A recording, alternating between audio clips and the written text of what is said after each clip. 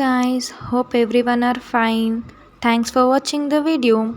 Please subscribe our channel and hit the bell icon and click all notifications so that you will be notified about all our videos. And also, do like the video and let us know your review in the comment section below. Then why waiting? Go get subscribed.